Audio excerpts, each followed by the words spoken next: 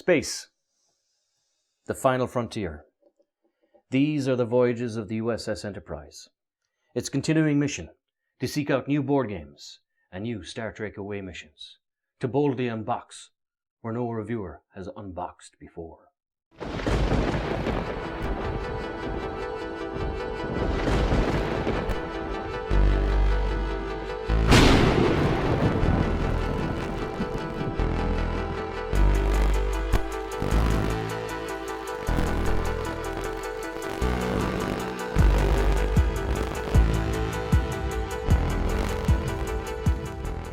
Hello and welcome to The Lucky Roll, an eclectic channel for eclectic games. And today we're going to be unboxing Star Trek Away Missions by Gale Force 9, based on the very famous Star Trek episode, The Best of Both Worlds, which was known also as the Battle of Wolf 359. Now this is a game I'm very much looking forward to because firstly, I'm a huge Star Trek fan, especially of the Next Generation, but also because it came with 2 extra factions. So I thought if I was going to treat myself to the main board game, I might as well treat myself to the actual little factions as well. So what we'll do is we'll open up these games in order. From what I can see, it's a game for 2 players. It lasts 60 to 90 minutes, and it takes place in 2 different parts. It can take place on the bridge of the Enterprise and on the actual board cube itself. And of course, it has famous figures from the actual TV series in it. Now, I'm going to unbox it with no further ado, and we'll see what sort of bits and pieces we have inside.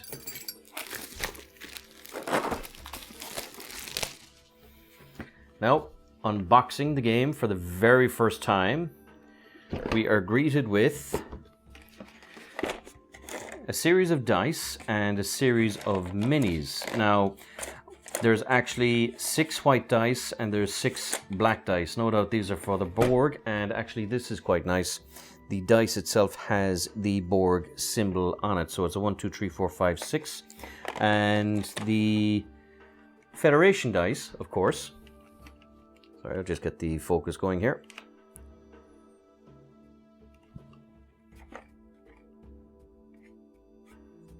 The Federation dice, of course, has a nice little symbol for the 6. So that is a nice little touch from the very off from this little set. So I'm just going to put the figures to one side and the box to one side, and we'll have an actual look at the figures first before we go on, because it was the first thing we got. So we have here Dr. Crusher. Now these are very interesting figures because they're a very kind of stylized body shape. Now, I do remember reading online, people were wondering why they didn't make the figures a bit more realistic, I suppose I could say. But I think the artistic choice here is a good one, because you want to be able to distinguish the characters. Now, I fully intend to paint these characters because I'm a huge Star Trek fan. But this person now is, of course, Commander Shelby, who was one of the people who beamed over to the Borg cube to try and rescue Picard when he was Locutus. So, which is interesting. I actually thought it was Commander Crusher. So, it's this is actually Shelby. So, it's a nice, beautiful little mini, very stylized. So, I'm looking forward to painting that.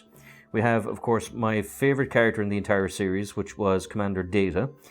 With his tricorder out, no doubt trying to find out where Picard is. He's armed with a phaser, and as you can see, they have the interesting holsters for both the phaser and the tricorder, which were kind of like black square boxes. We have Commander Riker, who was the first officer. So he actually didn't beam over to rescue Picard, from what I remember. I believe it was Worf, it was Shelby, it was Data, and it was Dr. Crusher. So Riker, the fact that he's here in miniature form is probably because of the Borg trying to beam on board the Enterprise to rob Picard. So yeah, no, Commander Riker looks pretty cool. It's a stylized version. It won't be to everyone's taste, but I have to say I quite like it, and I'm looking forward to painting it. And we have here, of course, Worf with, of course, how could Worf not have the actual bat'leth? The details in these are actually quite nice. So even if you're someone who just likes to apply wash paints or contrast paints, the detail is excellent, especially here on Worf's head. So if you're someone that is quite a good painter, or if you commission someone to do paint jobs for you, I believe they will be able to do a very nice little job with this. We have, of course, here the Borg themselves. Now, they're very interesting. They should be an easy enough paint, I'd say, if you just kind of do a spray can black and then kind of a dry brush lead belcher with certain metallic parts that you just give an extra little contrast to. But they are, of course, quite distinguishable. So as you can see, they do stand out, and that was one of the reasons I believe that they picked this type of artistic style for the minis. And there's no names on these now. Actually, I'm incorrect. This one is called number 3. This one is called number 1. Just get the focus there. So this one is called number 1, and we have number 5. We have... I'm looking forward to seeing if I can find Locutus a Borg or recognize him before I see him. But of course, this lovely fella is number 4. There's no 7 and 9. I think we'd all know who 7 and 9 would be with the lovely Jerry Ryan. This, of course, is number 2. So I would imagine that the last person here is... Yes, this is poor old Locutus, or Jean-Luc Picard himself. And as you can see here, yep, it has Locutus written down. So they're very impressive little minis, very nice, very light. They're actually quite big. They stand out. So this is a cool... I'm actually liking the scale of this game already, because depending on the board and whatnot, but there is a cool little kind of vibe and look to them. Now obviously they go back in their own special little order. The Borg will be a little bit harder than anyone else, because obviously you have to... They're the ones that be the most distinguishable, whereas the Enterprise characters would kind of stand out a little bit better. So the next thing we have to reveal, of course, is no doubt the board itself. So this is just, of course, a protection sheet, and we have the actual Star Trek missions rulebook here.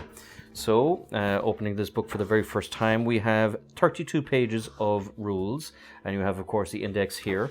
There seems to be a lot to it, but what I do like here is that there's a little bit of lore. You know, this is something I love about board games, is when they add a little bit of lore into it. And this was by far one of the best episodes of Star Trek: The Next Generation ever made. It was just the best of both worlds. It was the season finale and the start for the next season, where Picard arrives, spoiler alert, Picard turns into a Borg and is now going to threaten the Federation. It was just a fantastic episode, and something I'm very much looking forward to trying. It gives you a little bit of background on the Borg. You get to see some nice imagery from the actual TV series, and you of course have the aftermath of Wolf 359. So Wolf 359 was basically where the Federation was going to make a last stand before the Borg cube reached Earth, and the Borg cube just tore through them. So I think the idea here is that you're checking out the wreckages of the wreckages of Wolf 359 to see what you can kind of gain from it. So you have Riker's Away's team, you have Locutus Unimatrix, and you have an expanding galaxy. So of course you have 2 other factions that we will be unboxing here, with Gowran's Honor Guard and with Sela's Infiltrators, which are the Klingons and the Romulans. You have here the core rules. You have how to read a character card. You have event cards, playing cards, mission preparations. So you have the different kind of setups there as well. And action phase, measuring distances, attack actions, line of sight. And there's, of course, 3 or 4 player free-for-all games. So that is something that's interesting. I did not know that. I thought this was solely a 2-player game. So the fact that there's this 3 and 4 player game is something that has suddenly made me a very happy little boy, because this is a game I do desperately want to play with my friends, and I didn't want to kind of play with them one after another. So you can play the Federation, the Borg, the Klingons, and the Romulans. So there's also a glossary. We have here, of course, a quick start guide, which is great for those who just can't wait to get started. And the quick start guide is 8 pages in total. So it has just Riker's Away team and the Borg, which was all you need here, the mission area, and it seems to be solely on the Enterprise. So I'm assuming that it's a quick Borg snatch. We have here the tokens. Now the tokens are good quality ones. They're nice, they're thick. A lot of interesting little things here. So this looks like it's one of the... this looks like it's board technology. I think it's one of the eyepieces. So perhaps it's kind of a line of sight thing. You have bonus 5 points, bonus 10 points, bonus 20 points. You have what I presume are... these were the kind of... In the TV series, they set up transporter kind of...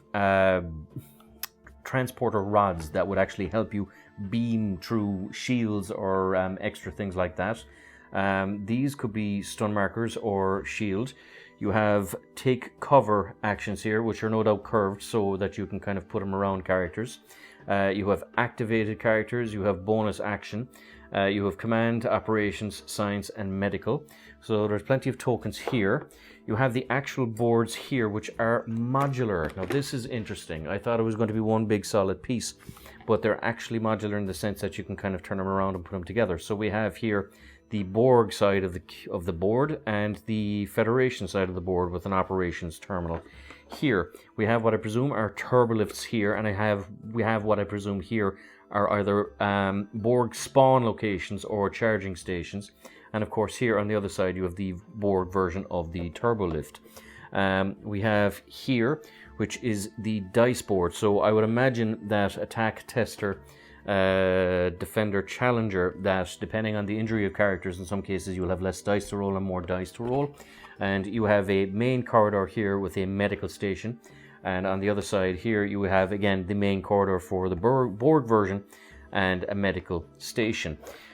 We have here, which is, now this is not modular, this is an actual board piece itself. This is the bridge of the Enterprise, God bless her and all who sail upon her. We have here the operations center, of course, so you would have Data here and LaForge there, or Wesley Crusher. You have the turbolifts in 3 of the different sections. You have the command, which of course was the captain's ready room. You have the science stations here and science stations here and operations here in behind and command, and you also have the meeting room here for senior staff. So it's interesting seeing it from this kind of top-down perspective, because it seems a lot more roomy and a lot less cluttered than you would normally see in the TV show. But of course the TV show had you always had this beautiful stuff here in the background because you're looking at it from this perspective or straight at the actual view screen. And of course on the other side we have the Borg command bridge, which the Borg of course are not as imaginative. You have 2 command tokens here, you have operations here, and you have science here and command here with God knows what here in the middle. So the Borg are quite a different aesthetics to what you would normally have. We have here another board, which is quite interesting. So this is the biology lab, the transporter room. So we'll just zoom in a little bit on this. So we have, of course, the most important man in Star Trek history, Chief of Operations Miles O'Brien. Did all his work here in the transporter room before he was assigned to DS9. You have the biology lab, which of course has a medical station and operations. We have a science lab here, so you've got 2 science stations here, and you have the armory with a command and another turbolift.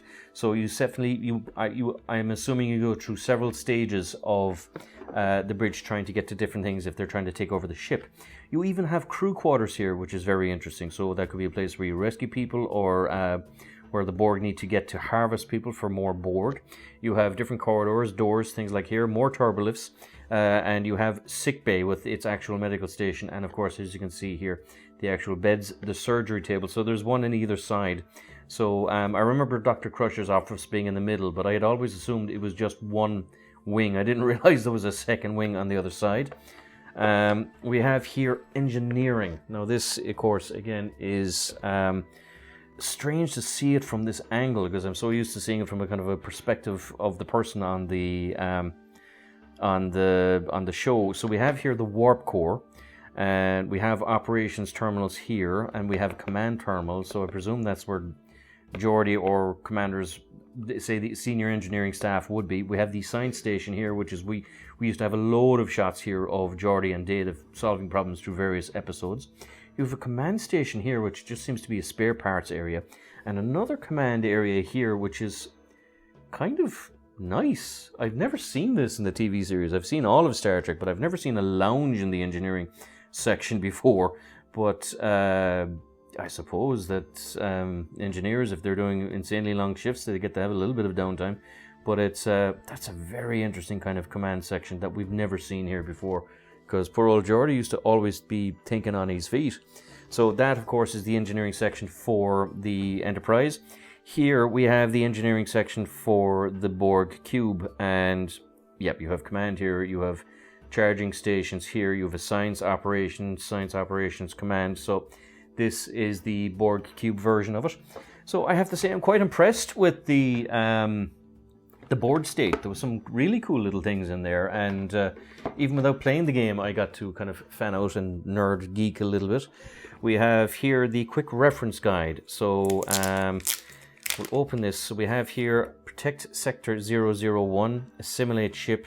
We've actions and skill tests, quick reference guides, and distinctiveness and repair ship. So these are obviously basically how you win the game is, of course, by point scoring. So you have different aspects where you try and fight each other. And of course, protect sector 001 is, of course, Earth. And assimilate ship, of course, Borg is if you take over the poor old Enterprise. We have here the Federation starter deck. So use these cards for your first games. Once you've played a few games, open the other deck of cards and start customizing your decks. So that, again, is very interesting. I'm very happy to see that because, you know, it gives extra life to the game, and it allows you to enjoy it a little bit more. And what I also like is that there's imagery from the TV show here in it. So, of course, there would be a ton of... like there was a 7 series of Star Trek The Next Generation, so there would be a ton of cool shots to take from the actual TV series. So we have assimilation tubules with a kind of a punch-out token here, so I presume maybe you would put some characters in it. And you have attack, you have defense, and you have a 3 skill and a movement 2 spaces. So basically these are the characters that you would have, and I presume how much power they would have. Now these are all Borg cubes, or Borg character players. There's 6 of them, and you have hive mind and assimilation tubes with their kind of their stats here, and obviously you can level them up. We have here the same thing for the Federation, but there's significantly less of them. So I presume because there's less Federation characters, they're going to be slightly more powerful because they're not just plain old drones. So we have here my favorite character, Data, with his stats, computers, engineering, science, android, and he's supportive. So when he gives another character backup for skill test, add 2 dice instead of 1. So there's interesting proximity here. He can have up to 3 attack, 3 defense, 3 skill, and he can double his movement as well. You have William T. Riker, who has 2 attack, 3 defense, 2 skill, and because he's number 1, he can take an action command to search for a command event card, and can improve his movement. So it seems that the Borg, maybe these are standard Borg, because I could see another more individual aspects for Borg in there, but these characters seem to be a lot more mobile, the Federation. You have Shelby, and of course she's the Borg expert, so she can roll an additional die when rolling attack, defense, or skill die in an attack, action, or opposed skill set against a Borg character. She's not quite as powerful as the others, but she is still... She's no pushover either. And we have, of course, Worf, which of course is 3 attack and 3 defense. Of course, he's the fellow who's just going to kind of tear lumps off absolutely everything. And in defense, he gets to add 1 die to defensive rolls against melee weapons. And the only thing he's not short on is skill, which is interesting because in the latest series of Star Trek, Picard, he's practically a ninja. And of course, he has high movement. Oh, and something I didn't check here on the back is there's a nice little bit of lore for the characters. So you have Worf, you have Shelby, you have William T. Riker, and you have Data. So again, for someone who's just a big Star Trek nerd, these are all nice little touches that I'm actually loving and seeing here at the moment. Now these, of course, are the actual characters for the Borg. I'd mistakenly assumed that these were them, but I presume these are just kind of normal Borg that are spawned, and these are the actual proper ones. These guys all have limited movement, so the Borg are not quite as fast as the Federation. They don't seem to be quite as tough either, but they do have extra skills, so I presume when it comes to assimilating things like command and operational terminals, things like that.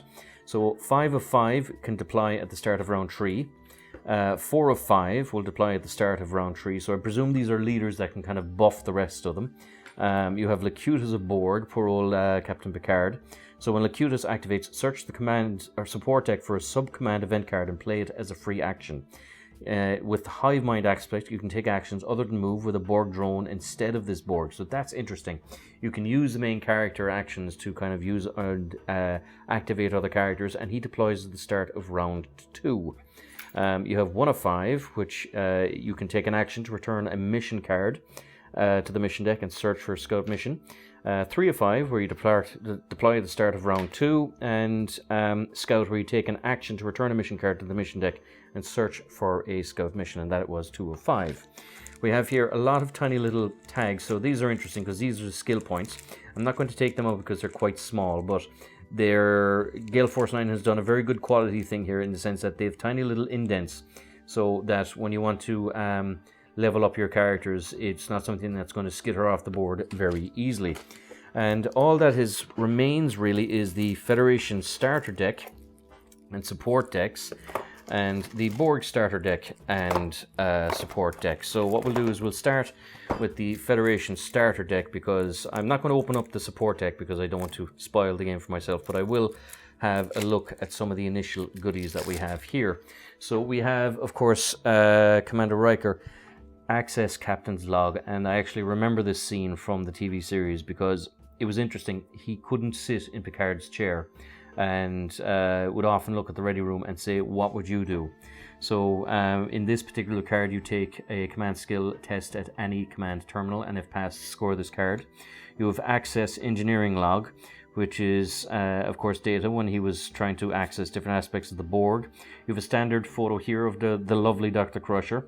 Take a medical test, skill test at any medical terminal. If passed, score this card. So they all have points at the bottom of it. So you've got 10 points, 10 points, 10 points. So I presume it's a points race. You have access Science Log, which I believe this is the back of data. And it's interesting, you can see that there's still zips in the 24th century. You have access Tactical Log with Worf. Eject destabilized warp core. You've fire antimatter spread. Now this was a great scene in the TV series where they split up the Enterprise into 2 parts. You have the saucer section and the main kind of the core of the ship with the engines and whatnot. So one of the plans was to kind of allow the saucer section to separate with the civilians, but instead they used it to actually fire an antimatter spread at the Borg cube to allow Enterprise crew members to actually board the Borg ship and steal Locutus back. It was a really cool little part of the TV series. Get main computer online. You have marksmanship. Now this, of course, is a scene from Worf. It looks like a lightsaber, but it's just the angle of the shot. But this is when he was firing on the Borg. When they beamed on board to rescue Captain Picard, this was them firing at the Borg before they actually adopted the frequencies of their phasers. One of the things the Borg have is that they can kind of develop a shield, which is why I'd say Worf is so powerful a character in this game, because he's melee. So he's probably, once the Borg have adapted to the phasers, he's the only one that can kind of take them down. So you have marksmanship.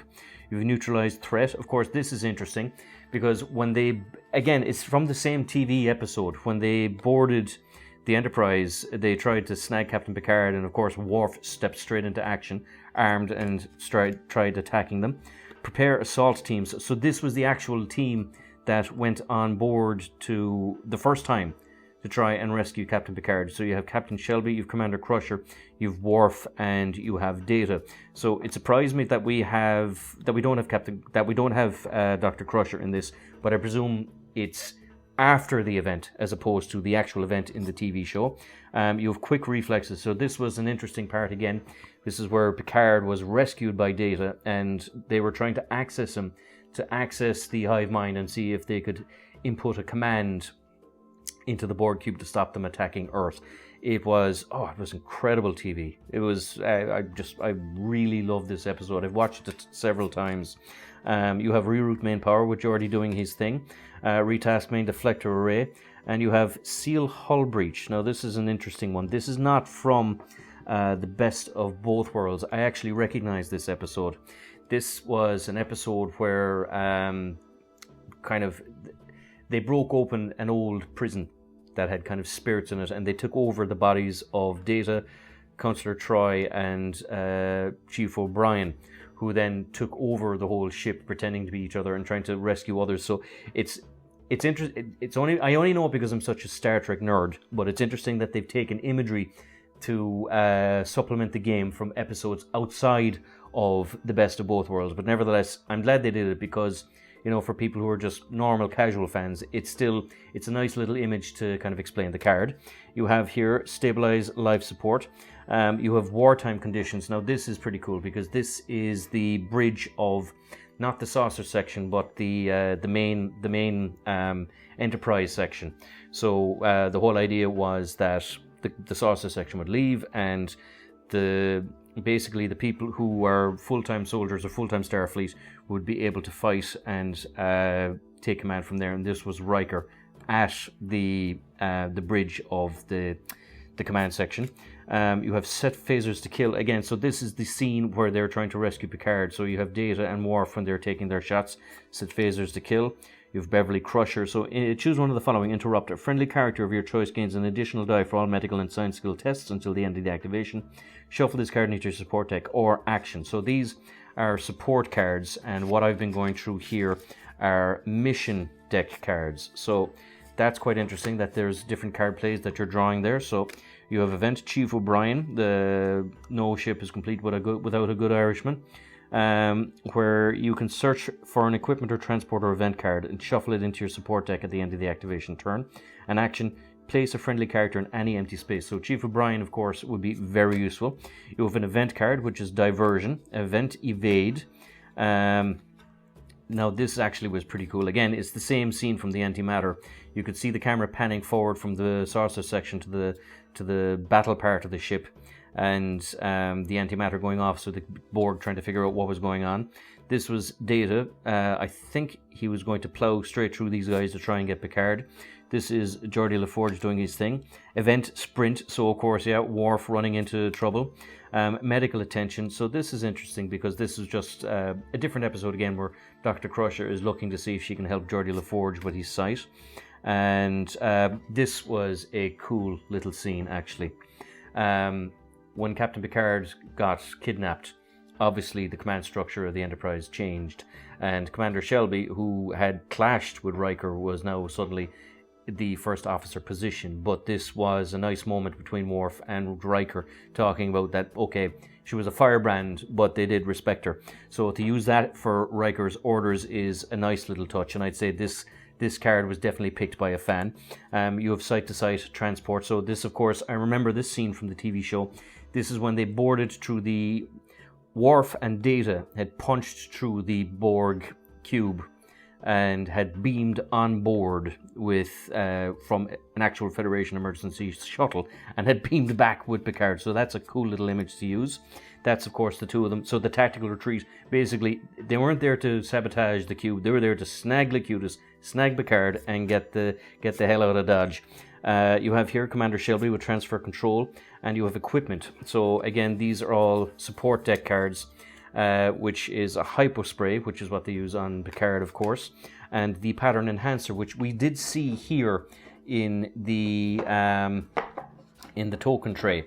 So the pattern enhancer, of course, here is one of the tokens. So this is something I suppose you can use to actually boost your game or your play. This is pretty cool. This is a Type 3 phaser rifle. So I remember I found it hilarious that they were test firing rifles in the middle of an engineering bay rather than an armory. But nevertheless, it's sci-fi, it's Star Trek. But I do remember that scene. And that was the Federation starter deck. So a lot of cool little things here, and I have to say I am quite suitably nerded out.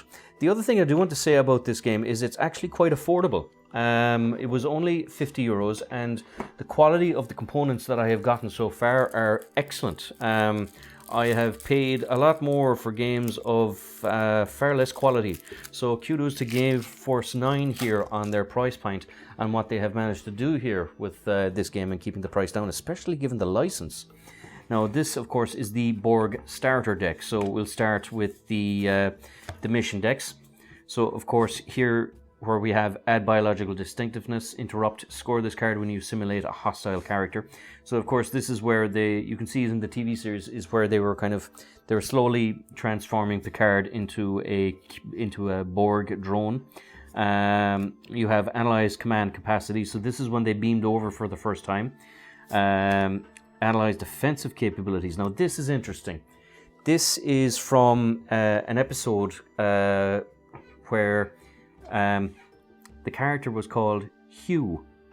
This was not a prisoner they took during the TV series. At one stage they found a damaged Borg called Hugh, and we're going to send him back. As it's actually one of the better episodes of Star Trek, and it really brought the essence of and the humanity of Star Trek. They were going to send this drone back as basically holding a virus to try and wipe out the entire Borg, and a lot of the aspects of the episode was debating the ethics of whether this type of genocide was valid, given that the Borg were a massive threat. And then, of course, despite themselves, they couldn't help but see Hugh as an actual individual and a human being. He comes back in...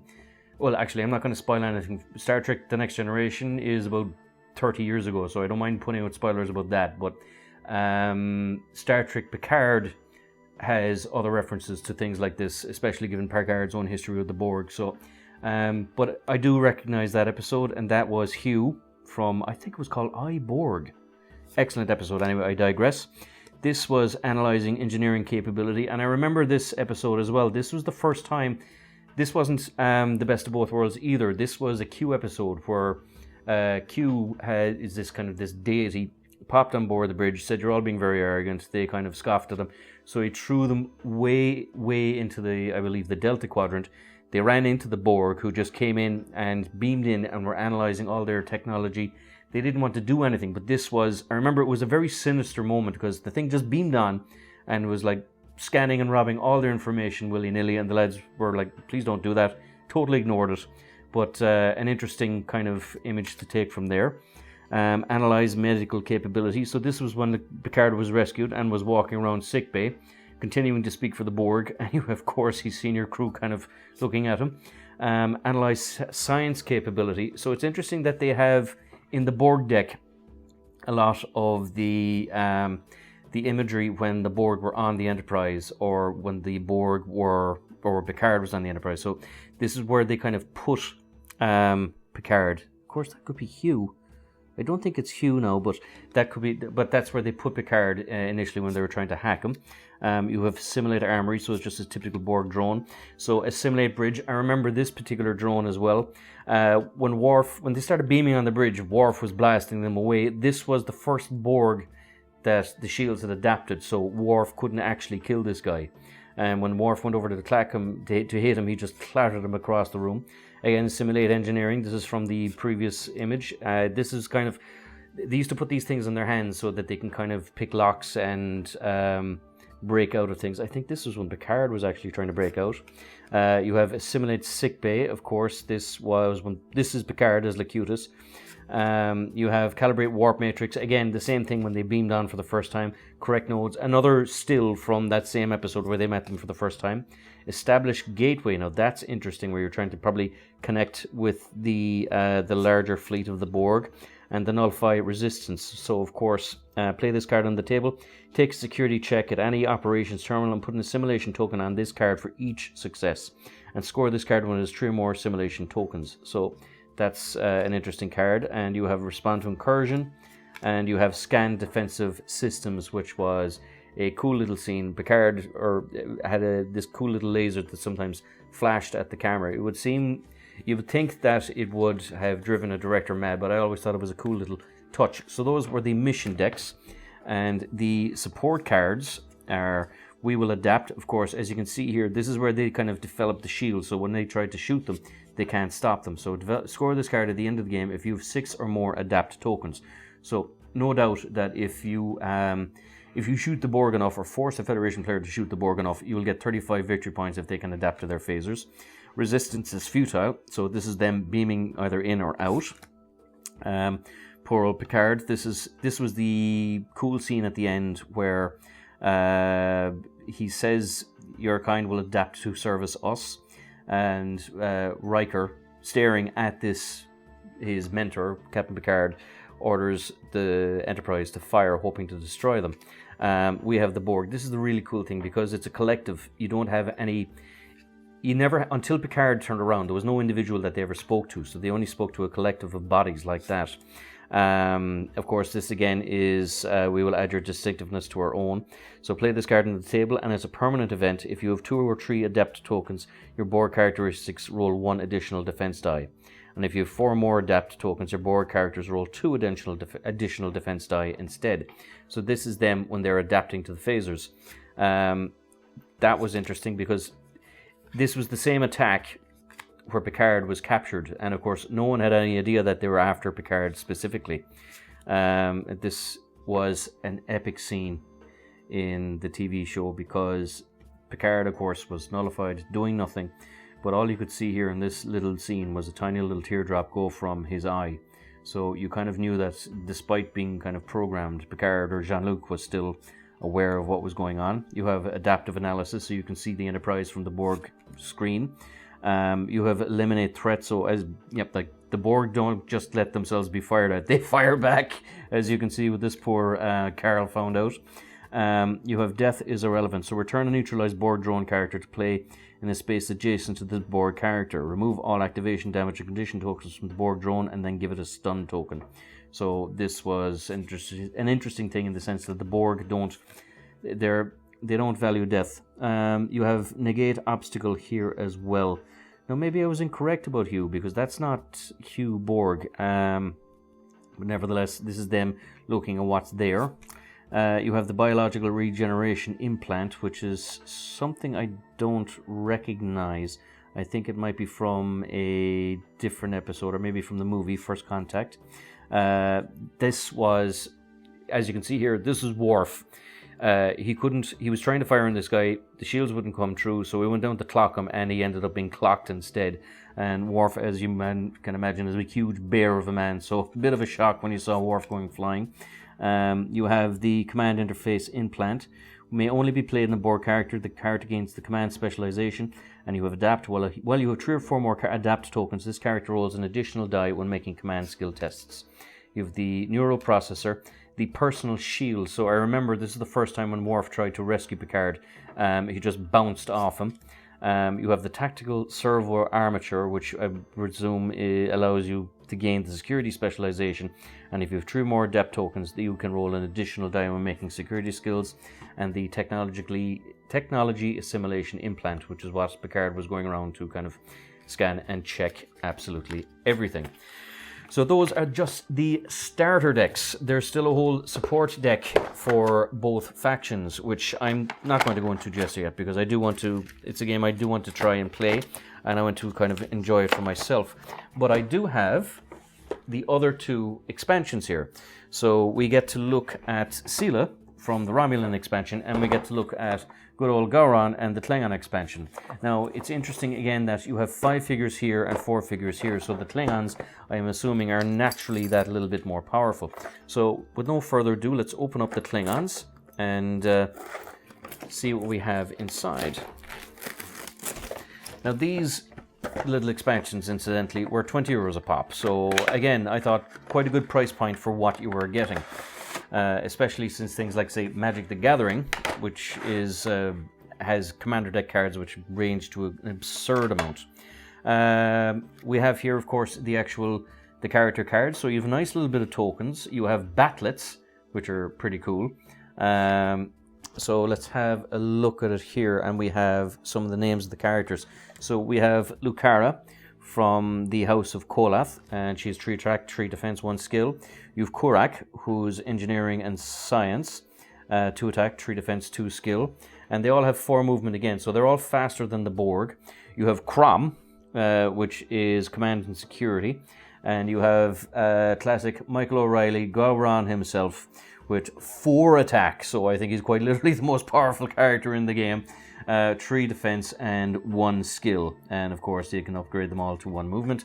And you have the nice little bit of blurb on the back giving you some details on the characters. So again, a nice little touch. We have here our battlets, and we have here what I presume are the mission token cards. So you have a core mission, which is score 30 points if you have 5 or more Thieves ship mission cards in your scoring area at the end of the game. And it's interesting because Gowran is not wearing his big High Chancellor outfit there, so I presume this is from the episode when he was one of the people competing for the High Counselor. And you have Core, which is, of course, Klingon Heaven, a core mission for each of your Klingon characters with honor in the mission area at the end of the game.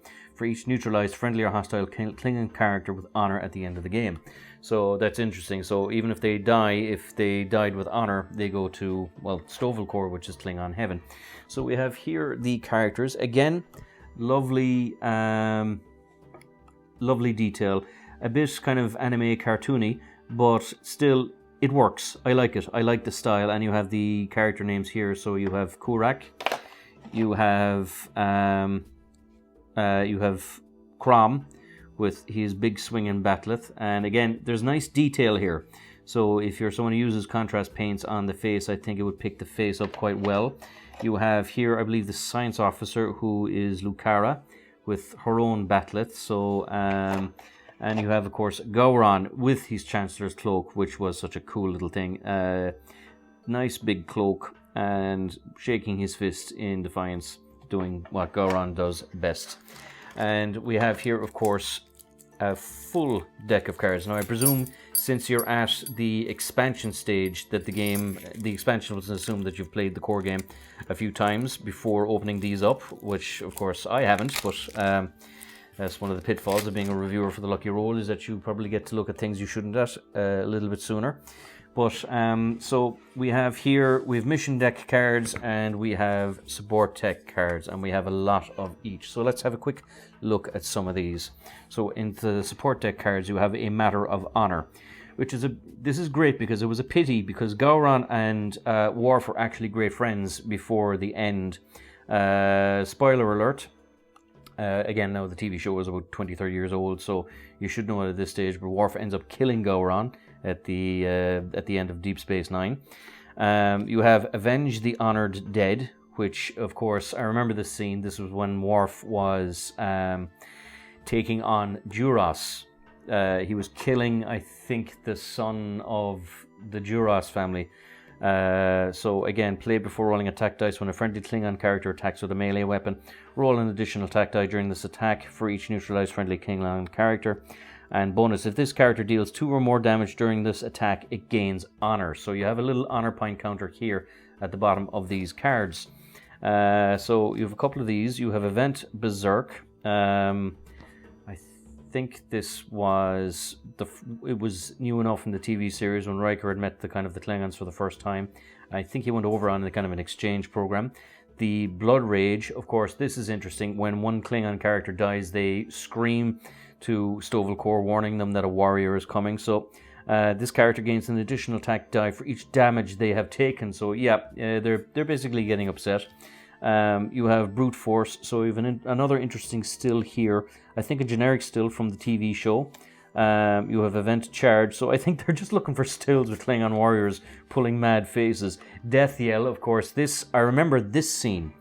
This scene, again, spoiler alert, but Worf, at one point, a one-night stand is the wrong word, but he kind of fell in love with a Klingon, a female Klingon, and had a child called Alexander, who was killed in the episode, leaving him to be a lone father. And I think this was when he found his beloved's corpse. So poor old Worf has never had much luck with love in these games.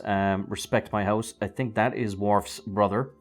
It is Worf's brother. I can't think of his name, but Worf had to do something for him. He used to be on the High Council, but because Worf was the elder brother, he actually got to decide. They were both sons of Moog, but Worf got to have more sway in political events affecting their entire house, despite the fact that he was a counselor and this guy was a soldier on the Starship Enterprise. You have Gowran's command, you have Gowran's honor, you have Gowran's instinct, and Gowran's will. Now, Gowran is just a beloved character in Star Trek fandom because he's just... Michael O'Reilly had this mad eyes thing.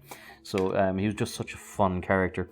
You have honed skills here. Play during an attack action which a friendly Klingon character attacks using a melee weapon.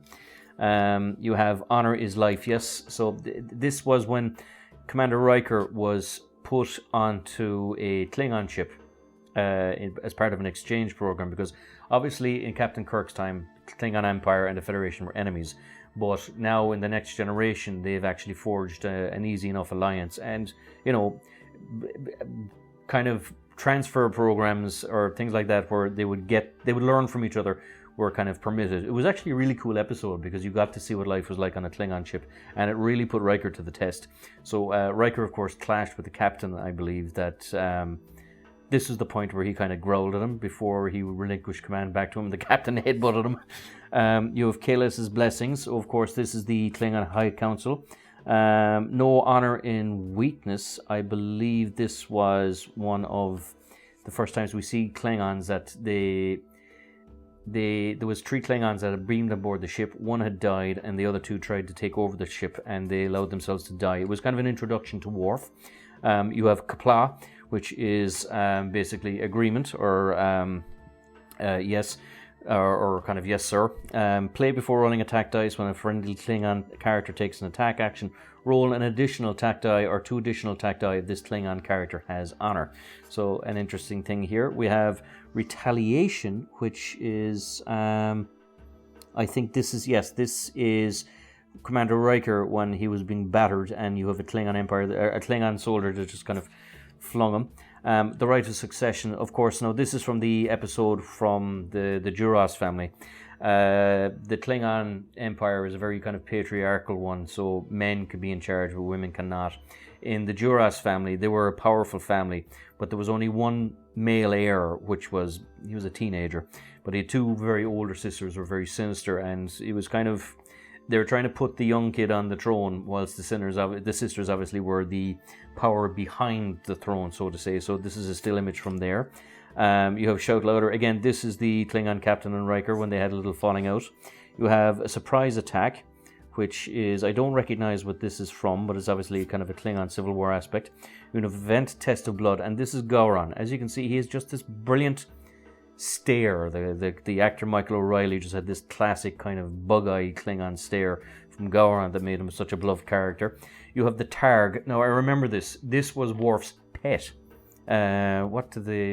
I think someone called it the Klingon version of a pussycat, but this was Worf's pet when he was a child, and Q, when he had beamed on board the Enterprise, gave it back to him to kind of tempt him.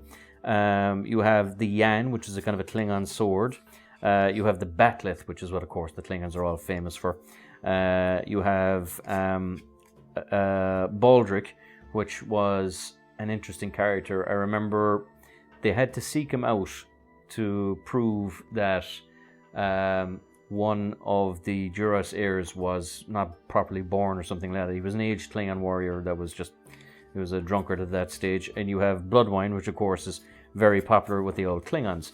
So those were the support decks, and the mission deck, of course, is again a whole different deck that I presume you shuffle them all into one in terms of a card drafting aspect. So of course you have here the 10 victory points things going on. So you have a feast to victory. So I do remember the Klingons eat weird things like gach, and it's like dead worms and guts and things like that. You have Battle Fury, so you have a nice fight with a Klingon Batleth here. You have Blood Oath. So this was, of course, the Klingon knife where Worf was cutting his hand to make a Blood Oath. And you play at the start of your character's activation, put a Blood Oath on a hostile character. So basically you're marking a target. A Code of Honor. Again, this is from score this card at the end of the game if all your Klingon characters in the mission area and neutralized or assimilated have honor. So again, it's a card that's worth 40 points. So it's an interesting faction to play because you can be aggressive with the Borg, still lose, but because you have honor, you score points and still end up in Stovall Core. Death is an experience best shared. Now this is an interesting image. I don't know where this image is from. You have Glorious Battle, of course, that's Worf's brother, loving life. You have Honor Even in Death. Oh, this was the old Chancellor of the Klingon Empire, and at this stage, because I was talking before about the Duras family and Gowran trying to take over as leaders of the Klingon Empire, this is the part of the ritual where they stab the old Chancellor with pain sticks just to make sure he's dead. So score this card if 2 or more friendly or hostile characters are neutralized this round. So I just love the fact they use that image for it. You have Honorable Battle. You have Honoring the Dead and Honor the Fallen Enemy. So again, this is where they were all sticking pain sticks into the actual Chancellor to make sure he was dead. Kill the Dishonorable Patak. So Patak is not a nice word that a Klingon would say to someone else. So score this card when one of your Klingon characters uses a melee weapon to neutralize a character that does not have honor. So that's a cool little card. Recover battle records. Revenge served cold. So I believe he was one of the older Duras brothers. A right of vengeance. Yes, I remember it now. Worf caused significant problems in that episode because Duras killed his beloved to-be, and Worf went off and basically murdered him, which as his right was as a Klingon Empire who in a Klingon Empire who just lost his wife. That was not a crime in the Klingon Empire, so nothing happened to Worf. But as you can imagine, Picard was a little bit upset that the Enterprise, which was supposed to be hosting the next selection for the Klingon High Counselor, ended up having a bit of a bloodbath going on it. Secure new technology, take armory, you take engineering, take key positions, take sickbay. So there's a really aggressive kind of faction here to the Borg, or to the Klingons. Take bridge, take transporter room, test of leadership, and of course you see Sela here from one of the other factions, which is the Romulans. The battle begins, the blood flows, the taste of blood, their dishonor makes them weak. So score this card when one of your Klingon characters deals 3 or more damage to a character that does not have honor. And you only get 5 victory points for that. And today is a good day to die. Score at the end of the game if more than half your characters and more than half of all neutral characters have been neutralized. So again, the Klingons look like they're going to be a great fun faction to play in this game. And of course, the last ones we have to look at are, of course, the sneaky Romulans. So I'm just going to put these aside for one moment and we'll have a quick look at this. Now, Commander Sela is a class character. You'll see her here at the side of the box. But she was played by Denise Crosby. It was a very interesting character that was introduced into the story, or into the canon. She was the first security officer before Commander Worf, and she died in season 1. In a subsequent season, there was a fantastic episode where a starship came out from the past and hit the Enterprise. And you saw the Enterprise, as we know, nice and bright and kind of bubbly, and it changed into a darker, more militant Enterprise because the Federation had gone from being allies to the Klingons to being in a state of war with the Klingons. And the biggest difference was that Tasha Yar was still alive. Now, the whole episode was about sending that particular starship back in time because they found out that that starship had kind of done a suicidal defense of a Klingon outpost from the Romulans, and because a Federation ship had engaged in an honorable defense of them, the Klingons took a second look at the Federation and decided, okay, maybe we can be friends. Tasha Yar, who somehow figured out that she was dead in the alternate timeline, asked Captain Picard to go back with the other starship and help fight in the battle, which was fair enough. It was an incredible episode.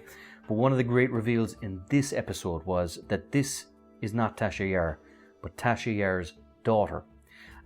When she was young, she was captured in that actual alternate battle in the history, was taken prisoner. A Romulan general fell in love with her and basically had a child called Sela with her, who is, of course, a high-ranking officer in the Romulan Defense Forces. But a really cool little character. So, opening this box for the first time, we have here, of course, in the back, the cards. So the first one, of course, is the Tal Shiar operation. Now, the Tal Shiar are kind of like the Romulan version of the CIA or the FBI or the Secret Service or MI6 or anything that you'd want to kind of their equivalent. Basically they're spies. So you score 30 points if you have 5 or more Tal Shiar mission cards in your scoring area at the end of the game, and you place intel tokens here. And the other one is Borg technology. At the start of the game, place 1 Borg technology token in each mission board, excluding the main corridor.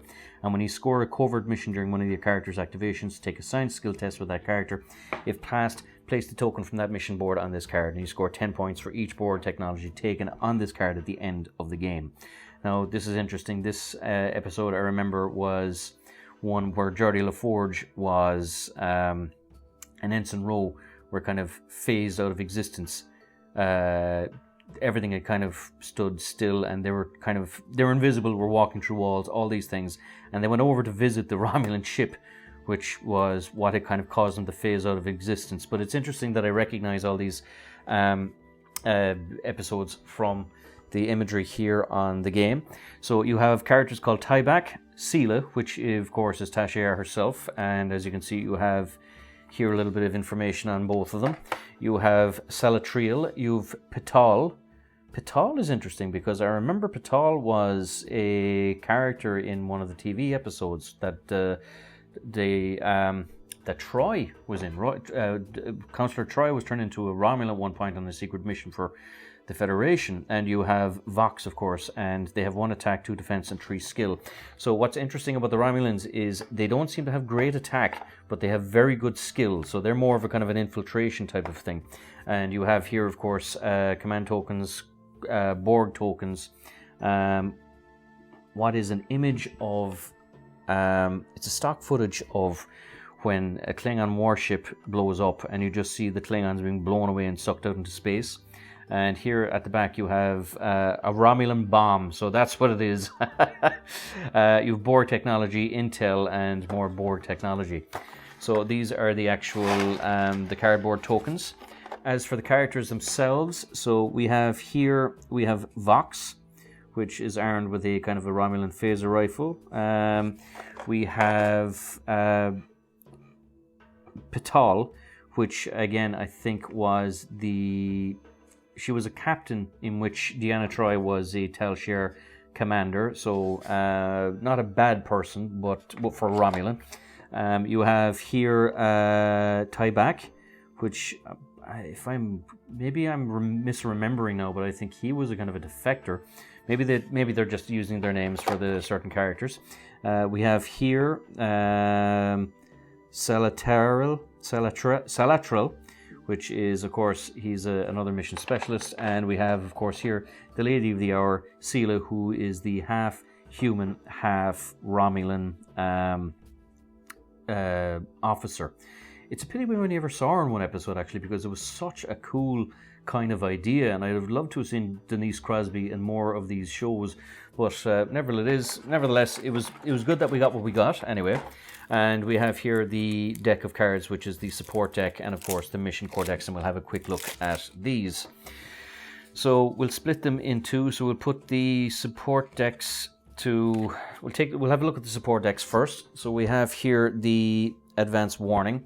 So interrupt, play when a friendly character takes a damage or a stun token from an attack action, and choose one of the following. Reduce the damage taken by 1, or spend 2 intel tokens to reduce the damage taken by 3, or avoid a stun token instead. There's Sela. Of course, as you can see, it's Denise Crosby. Obviously the hairstyle is very Romulan, but if you lifted up her ear, or you could see that she had pointed ears at the side. So the event is ambush. Play when a hostile character ends a move action in line of sight of a friendly Romulan character. You have avoid detection. So again, this is the episode, I think, where both Geordie LaForge and Ensign Rowe were phased into a different kind of reality, and so they couldn't be seen by anyone. A really cool episode, actually. You have brainwash. This was when poor old Geordie was kidnapped, I believe, and they tried to... They planted stuff in his eyes so that they could see through his eyes when he walked back onto the bridge. I think that was in the movie Generations. You have calculated shot. Again, this is the episode where Geordie LaForge and Roll Aaron were kind of phased. There was also a couple of Romulans phased in that episode. You have the counterintelligence. This was a very good episode because I forgot that Leonard Nimoy as Spock was here as well. Spock was trying to kind of reunify the Romulans and the Vulcans because both were kind of cousin species. You have here Cunning Evade. You have Feedback Surge, of course, which I presume is to do with the Romulan bomb. And as you can see, you got a poor Klingon here realizing that he's not much longer for this world. You have Gather Intel, which again I think was due to that episode with Sela. You have Holographic Deception. Now it's interesting that you have Miles O'Brien here. Taking a post security skill test, your opponent chooses one of his characters to challenge it. If passed, gain an intel token for each success. Yes, I remember this now. This was when they were trying to program Geordi LaForge to kill fellow members of the Enterprise, and Chief O'Brien was the one that he was to kill. You have Event Impersonation. So yes, they were going to make up exact replicas. So this is poor Spock having another Spock. He was more of a kind of a political officer that was talking to Spock. You have Outthink, which kind of fairly grimy looking Romulans there. You have Event Redeploy. So this was again one of the Romulans that were in the phase. Again, this is Geordi LaForge it's called Relocate Asset, but you can see here that he's in the kind of the phase shift thing. You have Event Render Aid, and I remember this episode as well because things froze and it looked like that the Romulan was trying to kill Riker, but he was actually trying to help him up. So when time played forward, it looked like he was helping him. When time played forward, you realize he was helping him rather than actually trying to kill him. You have Event Sabotage Terminal. You have Sela's Command. You have Sela's Gambit, Sela's Instinct, and Sela's Treachery. So a lot of really cool little things around this character. Again, this is a completely different episode, but this is a really cool episode as well, where it's a temporal disturbance, which is literally the episode was about temporal disturbance. Picard, Data, Troy came back and they found that the Enterprise was was kind of frozen in time, and at different points people would kind of age, or people would go a bit mad, or different things. Something had happened, and they realized because the Enterprise was frozen in time, they had a chance to stop the warp core exploding. This was the actual warp core exploding, and Picard went a little bit mad because he drew a little smiley face on it. So it's just interesting that they chose that image for this event. 3 Steps Ahead, Agents of Tal Shiar, Reliable Intel, the Spy Network, the Tal Shiar Connections, Underlink Plots, and the Romulan Bomb. Tal Shiar Uplink, and Disruptor Rifle, and the Disruptor Rifle. Now, the Romulan Disruptor Rifles are nasty, I think, because they don't have a stun setting, and they're designed to cause maximum pain before they eliminate you. You have Acceptable Losses, so these are the mission deck cards. So play when a friendly character is neutralized. Discard up to 3 cards to score this card. Access Command Terminal. Always Watching. So yes, this was the Romulans when they were looking through Geordi's visor, and of course this is when he walked up to Chief O'Brien and shot him. Assassination. Again, yep, same scene where he shot Chief O'Brien in the holodeck. You have the Covert Rendezvous. You have Change Command Protocol. So again, they could see LaForge as he was going through it. You have Corrupt Firmware, Counter Move, Disable Security Protocols, Download Medical Records, Download Ship Database. Of course, again, this was when the ship had frozen, and they were wondering why in God's name was there a Romulan at the con of the Enterprise ship. But of course, as they realized, there was an accident and the Romulan was genuinely trying to help. You have the File Fix Security Report, Fill in the Blanks, Infiltrate Engineering, Infiltrate Science Lab. And this was really cool because when Geordi was walking through it, they could kind of make time go forward and time go backwards. And this was the moment where he realized, hang on, this person wasn't there when they started, because this guy, like Geordi, was phased and he went to attack him. This was another cool aspect where they tried to infiltrate sickbay, and it looked like that a Romulan had just killed Dr. Crusher, but he was actually shooting at something else that was in front of her, and she just got in the way. Again, a really cool episode.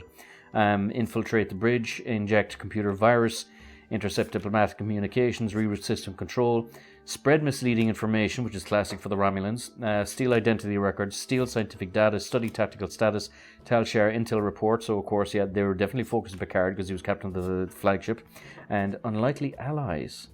So you have Sela and you have the Duras sisters.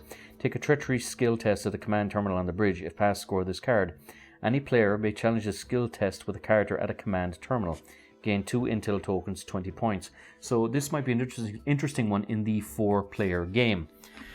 So that, ladies and gentlemen, was the Star Trek Gale Force 9 away missions board game. Something that I've had to treat myself to because, as you've no doubt guessed, I am a fairly massive Star Trek fan, and it's one that I have to say, on first impression, I'm quite frankly blown away with, especially at the price.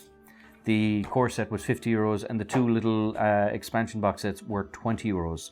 So this is a game I'm definitely going to be trying out, and a game I'm definitely going to see if there's more planned expansions to definitely draw on it, because again, it's a franchise I love, and it's a company that I'm very fond of as well, because they've done exceptional games like Firefly and Aliens Colonial Marines. So and also, of course, the brand new reskinned Dune game, which is among my favorites. So as always, if you enjoy these little videos, please like, subscribe, all that good YouTube stuff. And until next time, good luck, God bless, stay safe. And until then, live long and prosper.